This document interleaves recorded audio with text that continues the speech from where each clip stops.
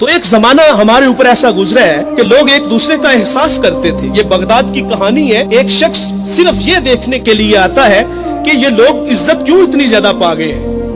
اس نے ایک ہوٹل سے کھانا کھایا, وہ مسلمان نہیں تھا, اور سامنے ٹیبل پہ ایک جوان بیٹھا تھا, وہ مسلمان ہے. اس نے محسوس کیا کہ اس کا تعلق ہمارے شہر سے نہیں ہے. خیر کاؤنٹر پہ جا کے اس کا بل دیا, اور اس صاحب نے کھانا کھایا, بل دینے کے لیے کاؤنٹر پہ گیا تو کہا آپ کا بل ادا ہو گیا ہے. کہا یہاں تو مجھے کوئی جانتا نہیں, میں اجنبی ہوں.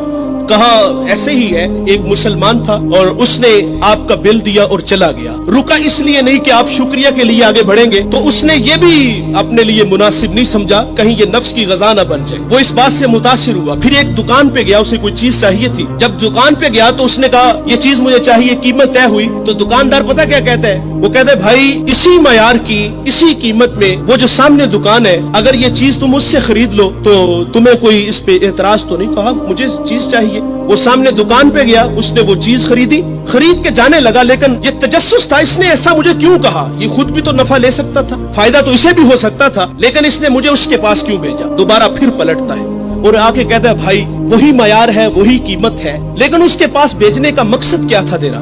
اس نے کہا بھائی صبح سے اس وقت تک میرے پاس بڑے گاہک آئے ہیں اور میں نے اپنے بیوی بچوں کے لیے رزق روٹی اکٹھی کر لی ہے, اور وہ جو سامنے بھائی ہے اس کے پاس صبح سے لے کر اس وقت تک کوئی گاہک بھی نہیں آیا. تو میری آرزو تھی کہ تو اس سے جا کے خرید لیتا تاکہ وہ بھی اپنے بچوں کے لیے رزق روٹی لے جاتا. ایک ایسا زمانہ تھا, ہمارے اخلاق اتنے اچھے تھے, ہم ایک دوسرے کا خیال رکھتے تھے.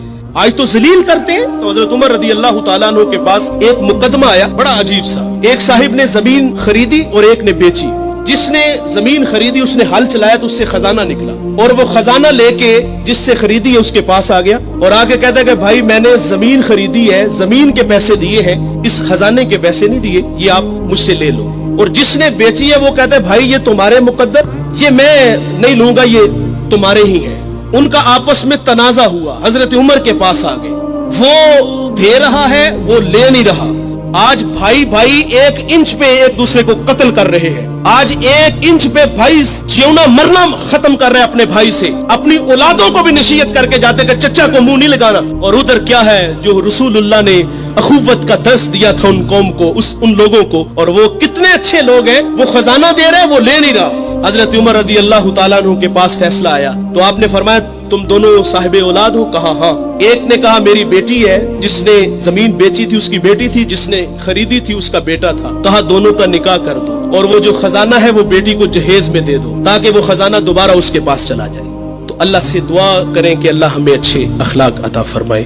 اس ویڈیو کو شیئر ضرور کیجئے, ہو سکتا ہے آپ کے ایک شیئر سے یہ بات کسی کے دل میں اتر جائے. جزاک اللہ.